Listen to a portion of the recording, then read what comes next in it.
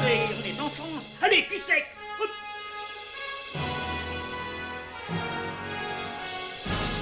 Personne ne veut le croire et pourtant c'est vrai, ils existent, ils sont là, Tarnatata.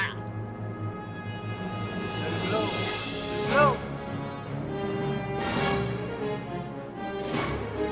Il faut qu'on pète.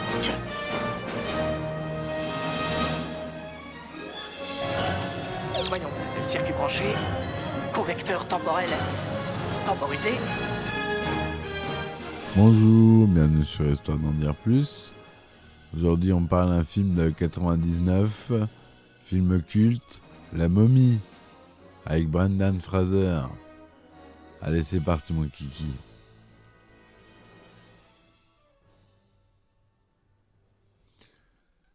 Alors, La Momie, vous connaissez ce film, j'imagine.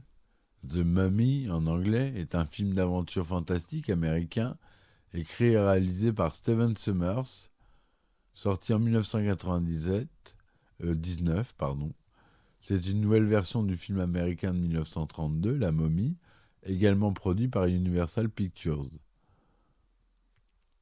Donc on retrouve Brendan Fraser, Rachel Weisz, John Hannah, Oded Fehr et Arnold Vosloo.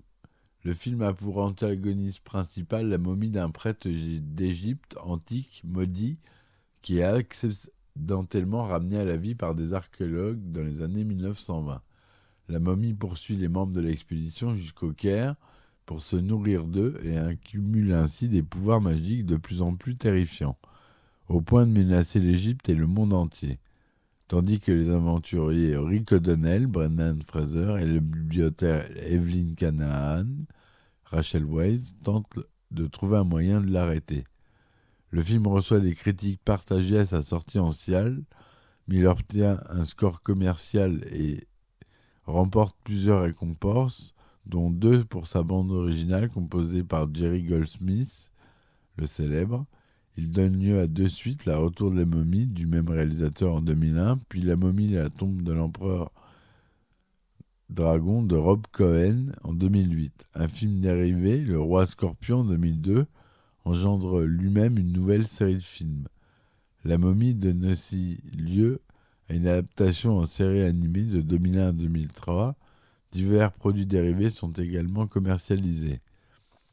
Bien que l'équipe du film ait inclus un consultant historique, La momie reste un film d'aventure plus qu'un film historique. Il prend donc de nombreuses libertés avec la réalité de l'Égypte ancienne, que ce soit dans la manière dont il représente le livre des morts égyptien ou dans sa mise en scène d'une nécropole imaginaire, Amunaptra. Les mêmes libertés sont prises avec la réalité dans la façon dont le film montre le travail des archéologues, qu'il dépeint comme des vrais rats de bibliothèque aux comportements excentriques et aux compétences bien plus générales que dans la réalité. La représentation que le film donne de l'Égypte et des Égyptiens des années 1920 ont été rapprochées, quant à elles, de l'orientalisme et de l'imaginaire colonial. Alors, synopsis. En 1290, avant Jésus-Christ, le grand prêtre Imhotep, Arnold Vosloo, a une liaison amoureuse avec Ansun-Samun, la favorite du pharaon Séti Ier. Lors d'une rencontre entre les deux amants, ils sont surpris par le pharaon qu'ils assassinent. Après avoir été découvert par les gardes du roi, Ansun-Namun se suicide et le grand prêtre Imhotep s'enfuit par le pouvoir, la faire revenir d'entre les morts.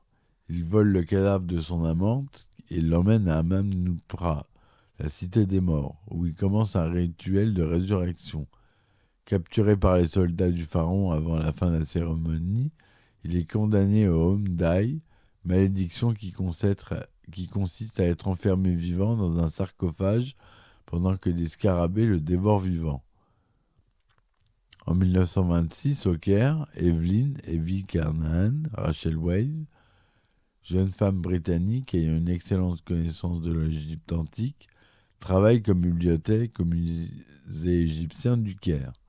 Jonathan Carnahan, John Hannah, son frère, a un goût pour le luxe et a obtenu d'un homme une clé et une carte menant à un Amnuptra. Evelyn décide alors d'aller voir cet homme qui s'est déjà rendu à la cité des morts. Or, c'est dans une prison qu'elle le trouve. L'homme a été condamné à mort par le directeur de la prison. Il est sauvé in extremis par le jeune homme qui promet au directeur de l'or de la cité. Ce nom est Rick O'Donnell, Brendan Fraser, un aventurier qui prétend connaître l'emplacement secret d'un Amnupra. Et Evelyn et Jonathan s'allient avec lui pour retrouver la cité. Le groupe rivalise avec une bande de chasseurs de trésors américains, conduits par un égyptologue Dalen Chamberlain. Le dernier sont guidés par Benny Gabor, G. O'Connor, un ancien ami de Rick. Les deux groupes atteignent Amnupra en même temps. Ils sont attaqués par les Medjay, descendants des gardes des pharaons qui, depuis 3000 ans, défendent l'emplacement de la nécropole maudite. Les Américains trouvent un coffret surmonté d'une malédiction qui contient le livre des morts et des vases canopes. Sur le coffret, il est écrit que la créature viendra aspirer le fluide et organes de ceux qui l'ouvriront. Pendant ce temps-là, Rick, Evie et Jonathan trouvent sur la statue d'Anubis une momie qui se trouve être celle d'Imhotep. La nuit suivante, Evelyn récite une formule du livre des morts, ce qui réveille Imhotep. Conformément à la malédiction, il se met d'abord en quête de ceux qui ont ouvert le coffret. Il retrouve l'un des 3 Américains errant dans la nécropole à la recherche de ses lunettes et lui arrache les yeux et la langue. Il croise ensuite le chemin d'Evelyn et en la voyant par les yeux du myope, reconnaît qu'elle est sa défunte maîtresse, Anxou Namun. Heureusement, elle est secourue in extremis par Rick et Jonathan, et tous les 3 s'enfuient de la nécropole, et tout de suite après, Benny Gabor se retrouve en face d'Imhotep et croit sa dernière heure arrivée, mais celui-ci propose d'entrer à son service. Rick, Evelyn, Jonathan et les 3 Américains trouvent refuge dans un hôtel au Caire. Ils y reçoivent l'aide inattendue du chef des Medjay, Ardet Bey, Oded Fer, qui leur explique qu'Imhotep souhaite ramener sa fiancée à la vie et qu'il a choisi Evelyn pour le sacrifice humain. Evelyn suppose que si le livre des morts a eu le pouvoir de ressusciter Imhotep, un autre livre, le livre d'Amon-Ra, doit contenir un moyen de le renvoyer dans le monde des morts. Lorsqu'il tente d'élaborer un plan, Imhotep s'infiltre dans l'hôtel, achève l'Américain myope, tue l'égyptologue et fait subir le même sort aux 2 autres Américains restants, ce qui lui permet de se régénérer complètement et d'accumuler de puissants pouvoirs magiques. Il fait ainsi s'abattre sur le pays plusieurs plaies d'Égypte en changeant l'eau d'une fontaine en sang, puis en faisant apparaître une invasion de sauterelles. Le même soir, il entre dans la chambre d'Evie, il l'embrasse et en se réveillant, elle hurle, ce qui prévient le reste du groupe. Rick arrive juste à temps pour la sauver en brandissant un chat, symbole de la vie qui met en fuite Imhotep. Cependant, le prêtre ne s'arrête pas là. Il parvient à prendre le contrôle de centaines d'Égyptiens qui attaquent le groupe d'expédition. La troupe encerclée, Imhotep propose à Evie de le rejoindre et de laisser sain et sauf le groupe. Elle accepte pour sauver la vie de Rick et Jonathan ainsi qu'aux membres de l'expédition restants. Déterminés à sauver Evelyn coûte que coûte, Rick et Jonathan retournent à Amnupra à bord d'un avion biplan piloté par un vieux militaire qu'ils ont recruté, le capitaine Winston Havelock. Pris dans une tornade de sable envoyée par Imhotep, il s'écrase, ce qui coûte la vie au capitaine. Les sauveteurs d'Evelyn reçoivent ensuite l'aide du Medjay Ardet. Parvenus à Amnupra, ils parviennent à découvrir le livre d'Amon-Ra et à sauver Evelyn avant l'issue fatale. Après un périlleux affrontement contre Imhotep et les serviteurs momies qu'il a ranimés grâce à ses pouvoirs, Evelyn parvient à déchiffrer et à prononcer les incantations du livre d'Amon-Ra, qui neutralise toutes les momies et bannit à nouveau Imhotep dans l'au-delà. Les héros rentrent alors chez eux. Dans l'intervalle, Rick et Evie sont tombés amoureux. Voilà le scénario original de Stephen Sommers, d'après le scénario de 32 de John Baldestro, qui était lui-même d'après l'histoire de Richard Shire et Nina Wilcox Putnam. Le budget est de 80 millions de dollars, ce qui est assez confortable. Les langues originales sont anglais, égyptien, ancien, arabe, chinois, hébreu et hongrois, qui sont parlés dans le film. Le film a été coulé en couleur de luxe, 35 mm, de 39e cinémascope avec du matériel Panavision, son DTS, Dolby Digital SDDS DTSX. La version normale dure 124 minutes et la version censurée au Royaume-Uni dure 115 minutes. Il est sorti aux États-Unis le 7 mai 1999 et en France le 21 juillet 1999. En France, il est tout public, mais interdit aux moins de 13 ans aux États-Unis. Les premiers films de momies s'inscrivent dans la continuité d'un engouement pour l'Égypte antique déclenché par la campagne d'Égypte menée par Napoléon Bonaparte entre 1798 et 1801 et à la publication de la description de l'Égypte par les scientifiques de l'expédition dans les années 1800-1820. Pendant cette période, y compris dans les années 1830, il est très à la mode de rapporter d'un séjour en Égypte un fragment de momie ou de participer à des séances de déballage de momies. Cette égyptomanie durable se diffuse rapidement auprès d'un public large et populaire, empruntant les médias de masse de l'époque, du théâtre à la publicité, en passant par les ballets et bien sûr par le cinéma. Elle ravive des thèmes artistiques tels que les mystères des pyramides et les vengeances des momies profanées, thèmes qui prolongent des croyances encore plus anciennes, remontant au moins à la Renaissance. Au sujet des propriétés plus ou moins magiques des momies, le premier film à mettre en scène la résurrection d'une momie est probablement Cléopâtre, réalisé par Georges Méliès en 1899. Dans les années 20, Universal Studios entame la production d'une série de films d'horreur intitulée Universal Monsters. Ces films mettent en avant des personnages terrifiants, souvent librement inspirés de romans fantastiques, notamment français ou britanniques. Le tout premier, sorti en 1923, est Notre-Dame de Paris, de Wallace Worsley, inspiré du roman éponyme de Victor Hugo. Les années 1930 voient les adaptations de Universal de nombreux romans mettant en scène des créatures devenues des archétypes du cinéma d'horreur. Dracula, de Todd Browning, adapté du roman du même nom de l'Irlandais Bram Stoker, qu'on a déjà vu.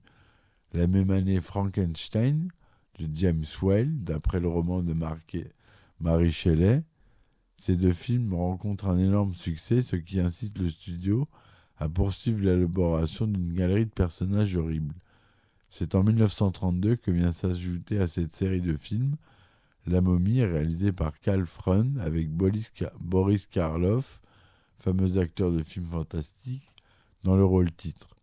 D'autres monstres suivent, L'Homme Invisible de James Whale en 1933, La fiancée de Frankenstein du même réalisateur en 1935, Le Loup-garou de George Wagner en 1941, et d'autres films font rencontrer ces personnages contre Frankenstein contre le Loup-garou de Roy William Neill en 1943.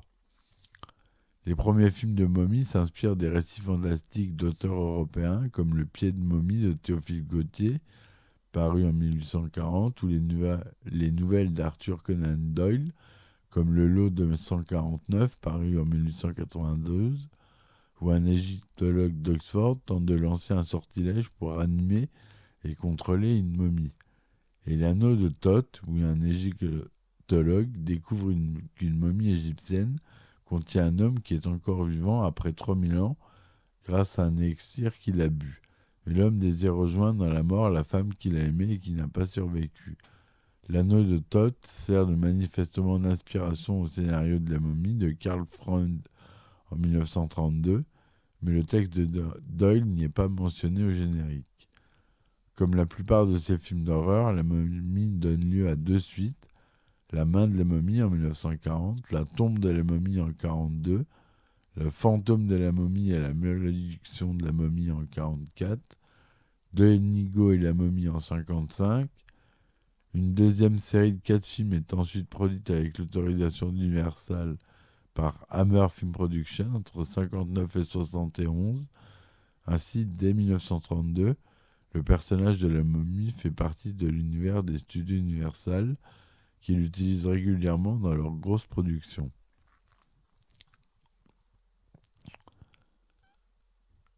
En 1992, le producteur James Jack décide de mettre en projet un film qui remettrait la momie au goût du jour. Il reçoit l'aval d'Universal Studios, mais avec un budget de départ de 10 millions de dollars, ce qui est très peu comparé aux grosses productions du studio. Le but premier est de constituer une franchise d'horreur à bas budget.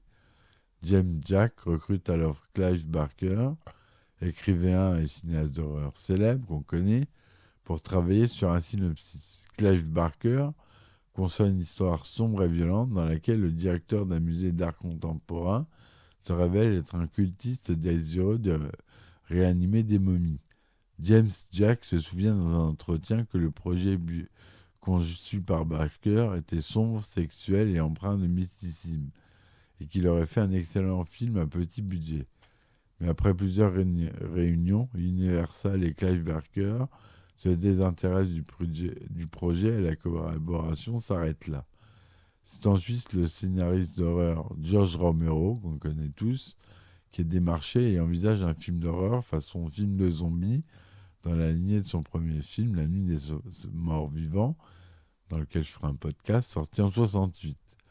Mais James Jack et le studio jugent le projet trop effrayant car ils souhaitent concevoir quelque chose de plus accessible. Une version suivante du projet implique Joe Dante, qui propose d'augmenter le budget et de recruter Daniel Day-Lewis pour incarner la momie. En 1997, le réalisateur Stephen Sommers contacte James Jack avec une autre vision de la momie, une sorte d'Indiana Jones ou de Jason et les Argonautes, où la momie ferait en voir toutes les couleurs au héros.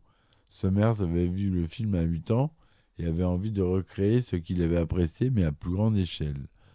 Sommers s'intéresse au projet depuis 1993, mais ce n'est qu'en 1997 qu'Universal le laisse le proposer son idée. Les producteurs Jack et Sean Daniel arrangent une rencontre informelle avec Sommers, un réalisateur qui s'est fait connaître en 1994 grâce au succès de son film Le Livre de la Jungle. Sommers soumet au studio un projet de 18 pages. Universal traverse alors une période de difficultés financières après l'échec du film Babe, le cochon dans la ville, et souhaite revisiter ses franchises avec du succès des années 1930.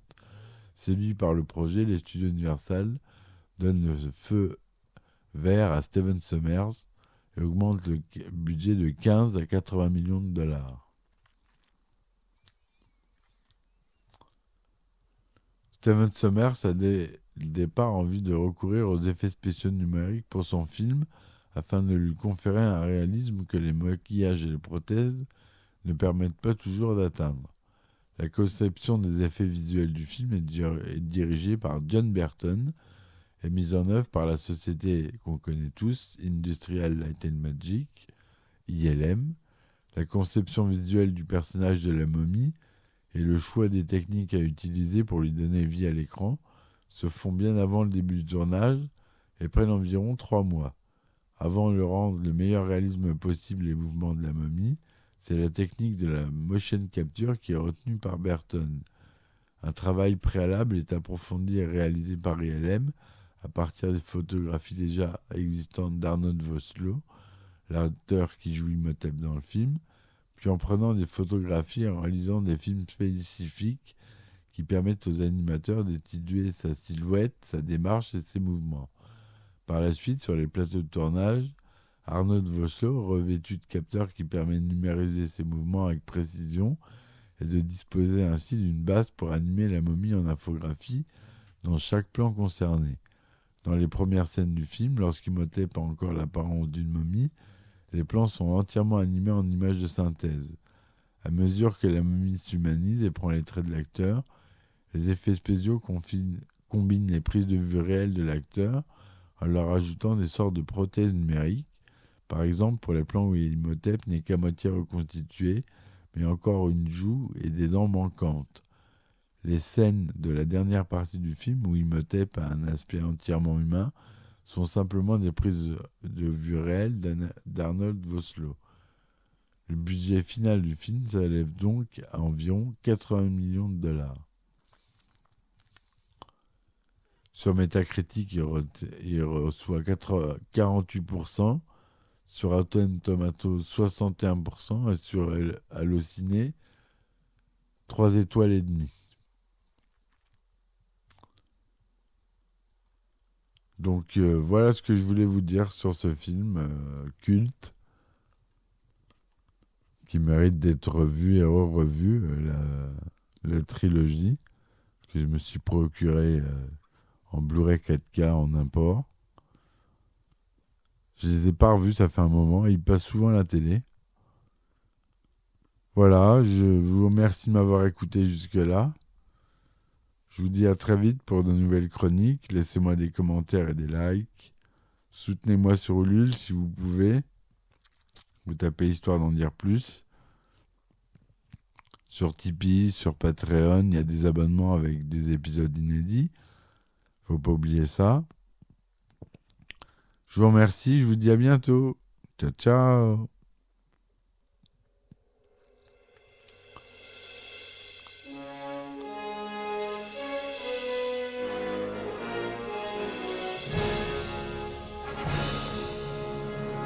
Eh ben attendez, on est en France. Allez, cul sec.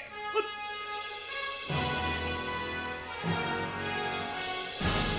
Personne ne veut le croire et pourtant c'est vrai, ils existent, ils sont là, Tarnatata. L'eau. Il faut qu'on pète.